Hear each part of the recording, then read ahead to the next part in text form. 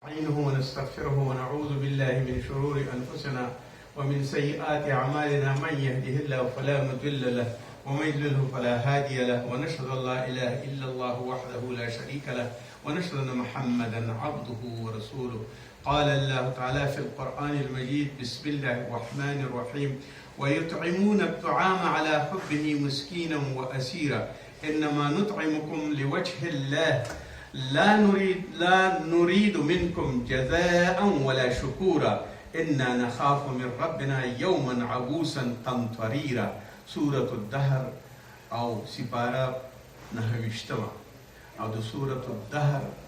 لسم آيات. وقال النبي صلى الله عليه وسلم مع عائشة أن بعد النبي صلى الله عليه وسلم قلنا للنبي صلى الله عليه وسلم: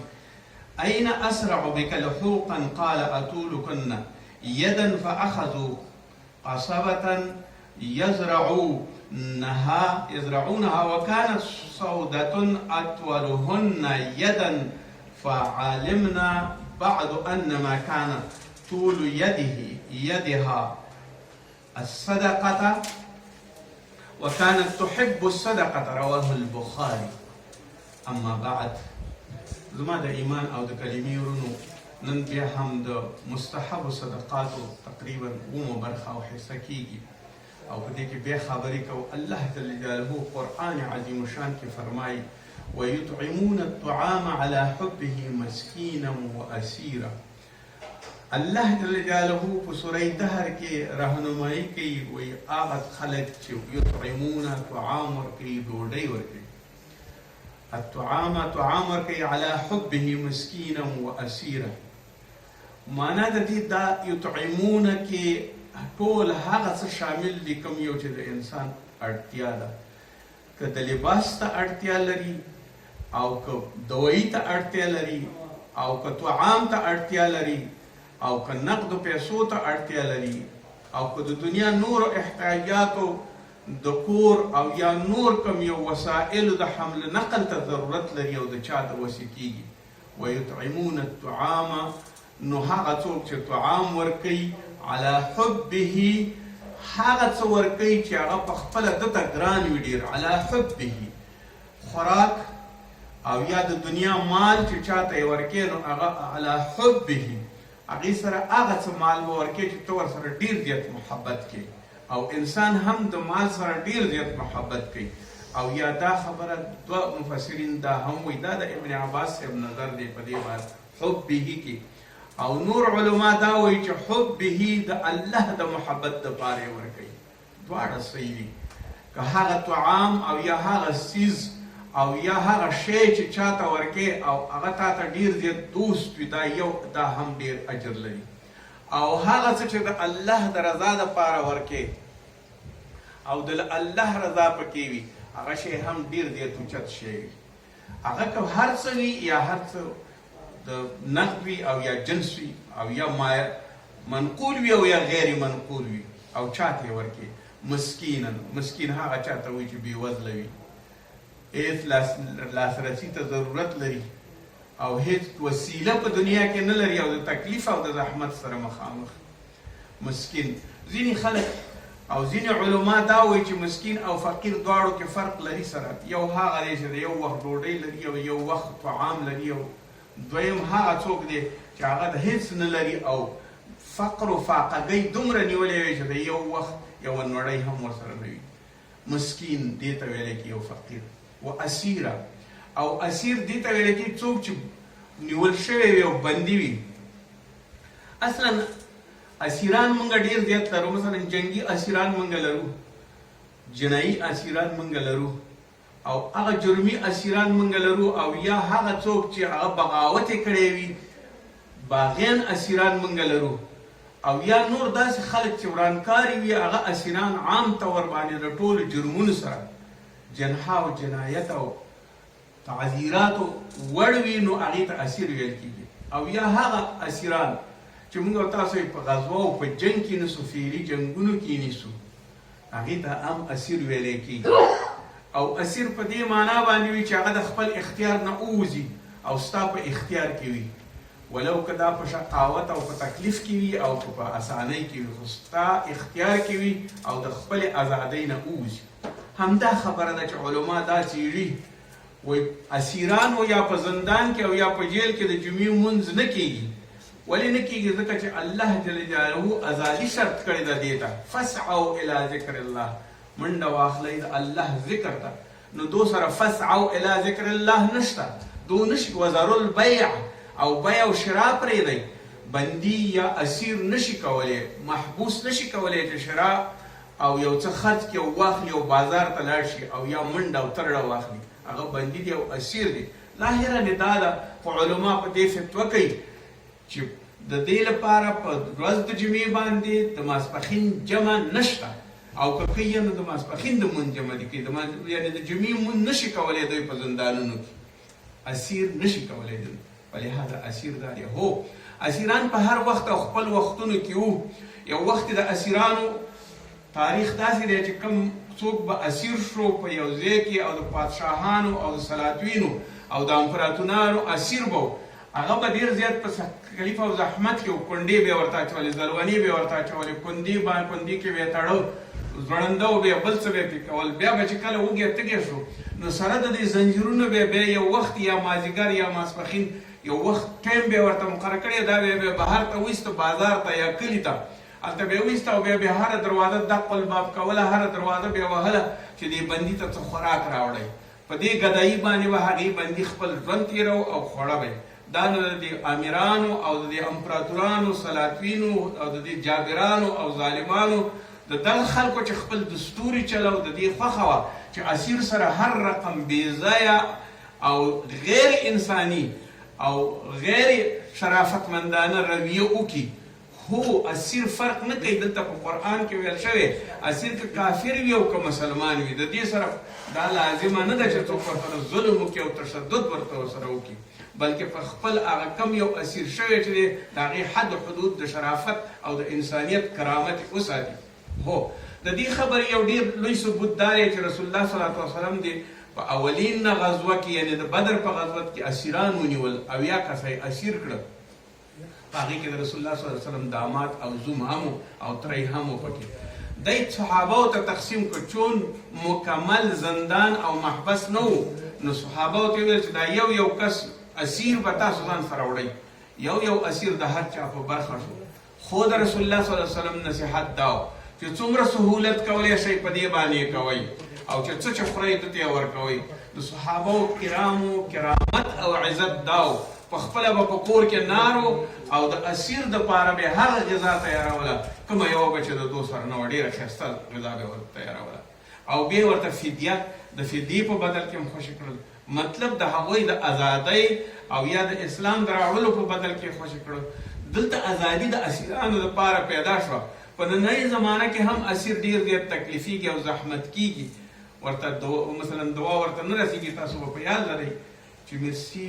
علیه المرحوم وفات شو او هغې ته دوایي هم نه ورکول کېدل، هغې ته سهولت هم نه ورکول کېدل او په یو پنجره کې وفات شو. نو په دې لحاظ باندې اسیر سره که څوک دا کوي هغه ظالمان خلک دي او هغه جبابره خلک دي چې د ظلم او د جبر ګوته ورته نیول کېږي. نو اسیر سره ښه سلوک کول زموږ او ستاسو د دین یوه برخه ده. انما نطعمکم، نو الله جل جلاله فرمایي چې انما موږ چې انما نطعمکم لوجه الله، موږ تاسو سره فقیرانو مسکینانو اسیرانو یتیمانو تاسو سره له دې وجې نه موږ هغه نیکي کوو او یا هغه خوراکونه درکوو یا نقد او جنس درکوو ځکه چې الله د رضا دپاره یې درکوو. لا نريد منکم جزاء ولا شکر، او تاسو نه موږ نه غواړو دا چې تاسو موږ ته یو بدل راکړئ یا زموږ خدمت وکړئ او یا تشکر وکړئ. موږ نه موږ دا درنه کلم نه غواړو،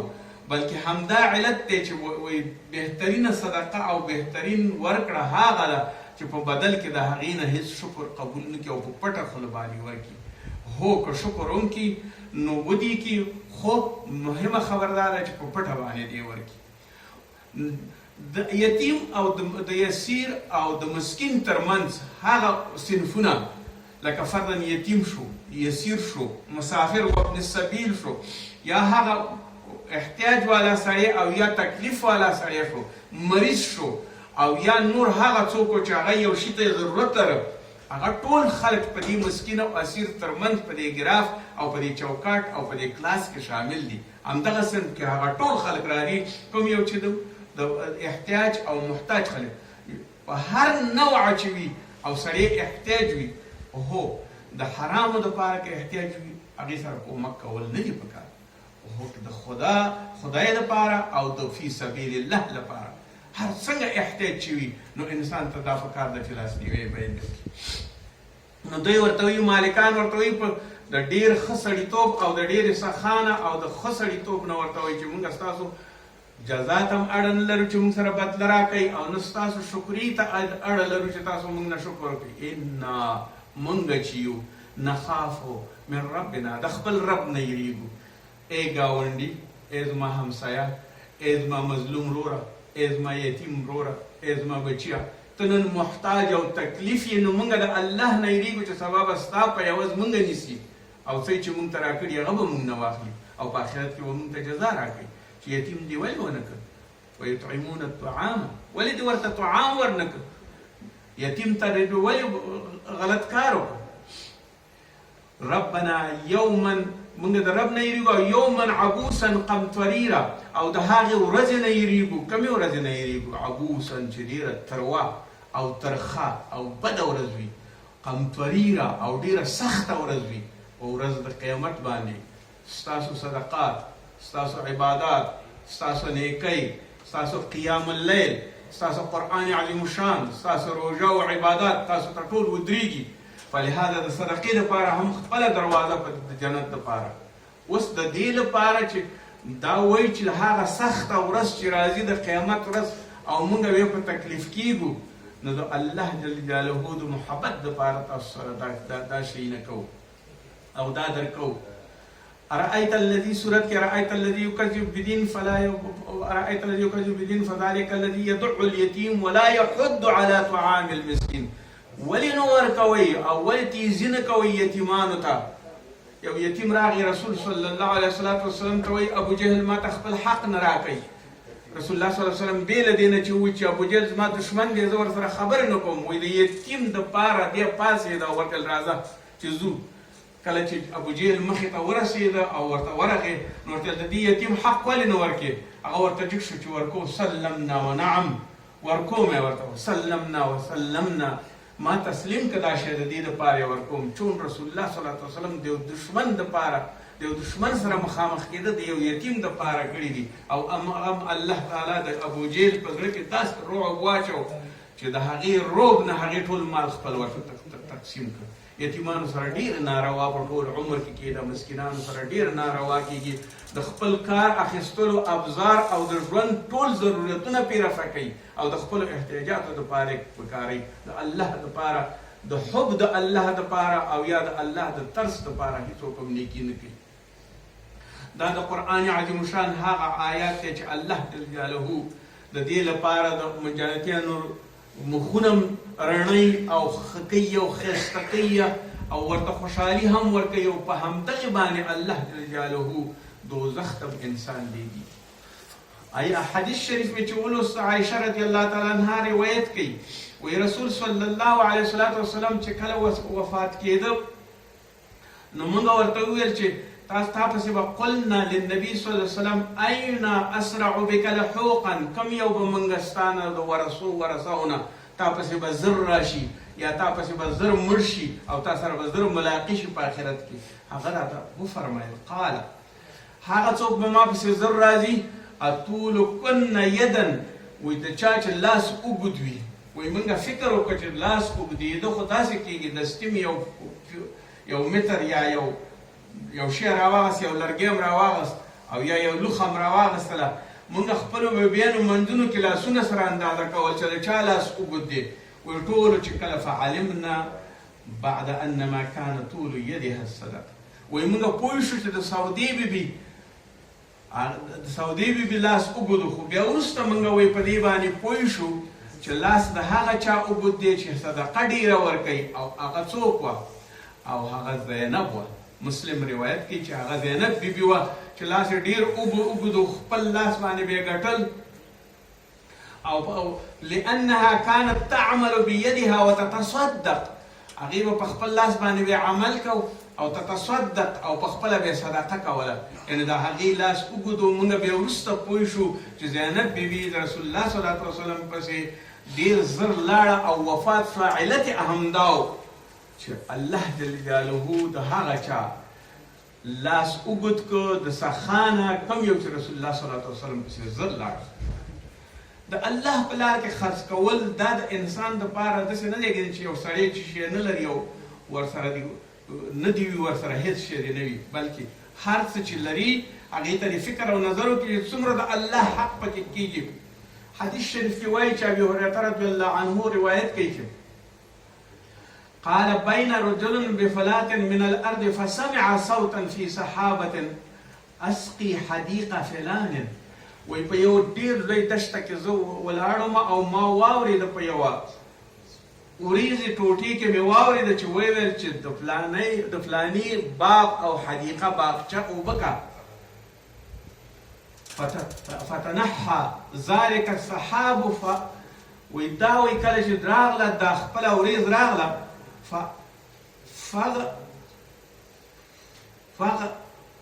فارغ ماءه وغريدل او راغله وراوتوی کړلې اوبه فی حرة فاذا شرجة من تلك الشراج وی په هغه ځای باندې راتوی کړې په کوم ځای کې چې دې ته ویل شوي وو قد استوزع ذلك الماء كله قد تتبع الماء فاذا رجل في حديقته وی دغه اوبه چې کله په دې باغ باندې راتویدلې نو هغه سړی په دې ځای کې موجود و بمساحته د خپل بیل او بیلچې سره موجود و نو دې خپله دا اوبه رهنمایي کولې یو ځای او بل ځای یو کورد او بل کورد یوې غاړې ته او بلې غاړې ته به یې وړلې نو یو سړی ورته راغی او ورته ویل فقال له ویې ویل ورته یا عبدالله ما اسمک نوم دې څه دی ورته ویل فلان فلانی مې نوم دی ورته ویل الاسم الذي سمع في الصحابة وی ما دغه نوم ستا اورېدلی دی د وریځې نه چې ستا د نوم ذکر پکې شوی فقال له یا عبدالله لم تسألني عن اسمي تا ولې زما پوښتنه د دې نه وکړه فقال اني سمعت صوتا من السحاب کله چې ما په وریځه کې ستا نوم واورېده نو ما تا نه پوښتنه وکړه الذي هذا ماؤه چې دغه اوبه یې درته راتوی کړي ویقول اسق حدیقة فلان چې د فلانۍ باغچه اوبه کا لاسمك ستا په اسم فما تدعو فيها قال اما اذا وی ته په دې کې څه کې چې دا باغچه ته داسې کې او دا وریځې درته نوم الله جل جلاله وریځې ته ویل دې ځای باندې باران وکړه ځکه وایي زه ګورم دې دپاره کله چې زه ټول راوباسم الی ما یخرج چې شی چې حاصل زما وي د دې نه تصدقو بثلثه درېیمه برخه یو په درې باندې زه دا صدقه کوم واکلو انا او درېیمه برخه زه او عیالي وعیالي دا ثلثا دا خورو وارد فيها ثلثه او په دې باندې هغه درېیمه برخه بیا زه مصرف کوم فلهذا د خپل ځمکې مصرف د خیرات مصرف د صدقې مصرف او د خپل عیال مصرف دا سره تقسیموم نو بیا په دې ټولو باندې ویشم نو الله جل جلاله په وریځ کې زما نوم ځکه واخیسته چې زه هغې دپاره د شکر د ادایګۍ دپاره رسول الله صلی الله علیه وسلم فرمایي سمع النبي صلى الله عليه وسلم يقول ان ثلاثه من بني اسرائيل د بني اسرائیل ډېره اوږده کیسه ده چې یو پکې ابرس و یو پکې اقرع و یو پکې اعما و ړوند و هغه څوک چې مرض نیولی و جزام مرض نیولی و هغه څوک چې ړوند و کوم یو چې پکې شکریه ادا کړه هغې ته مال باقي پاتې شو او هغه څوک چې د هغې نه ناشکري کوله ټول مال یې تباه شو هغوی فکر کوو چې دا مال مونږ په خپله کسب کړی اما د الله د عطا او د الله د مهربانۍ نه تشکر ونه کړ فلهذا ټول مالونه یې هلاک شو همداسې هر انسان که چېرته خپل مال باندې شکر وباسي صدقه وباسي خپل اندازه باندې خیرات پکې ورکړي د هغې مال باقي پاتې کېږي قرآن عظیم شان هم دا قصې ډېرې زیاتې راخیستې هغه څوک چې د خدای په لاره کې ورکړه کوي الله جل جلاله د هغې مال ته بقا ورکوي او پاتې کېږي ورته او هغه څوک چې بخل کوي سختي کوي الله جل جلاله په هغې باندې ټول مالونه تېزوي ځکه دا مال د الله دی زموږ ستاسو هېڅ نشته دی وي رسول الله صلی الله علیه وسلم نه پوښتنه وشوه یا رسول الله صلی الله علیه وسلم ان المسکین لا يقف على بابي ويزيو مسكين راضي او زما په دروازه کې ودرېږي حتى استحي ز حياكما فلا اجد في بيتي ما ادفع في يده زه ډېر زیات شرمېږم زما په کور کې څه نشته چې زه درته په لاس کې کېږدم فقال رسول الله صلی الله علیه وسلم ورته وفرمایل رسول الله صلی الله علیه وسلم ادفعي في يدها ولو زلفا محرقا وی ورته په لاس کې یو شی کېږده ولو که یو سوځېدلی سون د پسه یا د چیلی وي دا ورته هم واچوه یعنی یو ناچیزه شی ورته په لاس کې کېږده چې ستا اخلاص معلوم کړي رواه الترمذي دا حدیث ترمذي روایت کړی دی د دې ټولو واقعاتو سره سره انسان کې زړه دی او د زړه همیش لپاره که چېرته دین باندې برابر وي نو صدقه یوه برخه د دین ده د صدقې برابروالی د زړه برخه ده سادي چې وایي توانګري بدله نه به سال توانګري په دې دی کې ده نه په دې کې ده او عقل به سرس نه به سال او توانګري بدلس نه به مال عقل په سر کې دی او توانګري په زړه کې ده کله چې سړی توانګر شي تکړه شي او د خدای په لاره کې محبت کوي د الله په لاره کې ورکړه کوي الله ورسره مدد کوي داسې فکر مه کوئ رسول الله صلی الله علیه وسلم څه وخت د مرګ کې 6 دیناره لرل وی مسجد کې سلام یې وګرځه او زر در کور ته لاړ خلکو ورته وی صحابه یې موږ د دې د سرعت نه حیران شو چې دا ولې زر دې کور ته لاړ بېرته راغی وی زما په کور کې 6 دیناره درهمه پراته وو زه ویرېدم په دې باندې که زه دلته مړ شم زما 6 درهمه په کور کې پاتې نه شي لهذا دلته یو شی راځي چې که څوک د الله تعالی په اخلاص باندې دغسې قانع وي چې الله رازق دی او هغه مالک دی او هغه هر څه رسوي موږ ته بیا د دې ضرورت نشته دی چې موږ تاسو بیا په چا باندې باور وکړو بیا ټول عمر د بل چا دپاره لاس ونیسو د هغې دپاره ټیټ شو باید خپل غرور او خپله توانګري په زړه کې وساتو خپل کسب وکړو خپل کار وکړو تر څو پورې وتوانېږو چې د ټولې دنیا شهزادګان شو او هغه څوک شو چې رښتیا هم په هغه لار باندې برابر یو شح او بخل نه ځان وساتو دعا کوو ربنا آتنا فی الدنیا حسنه وفي الآخرة حسنه وقنا عذاب النار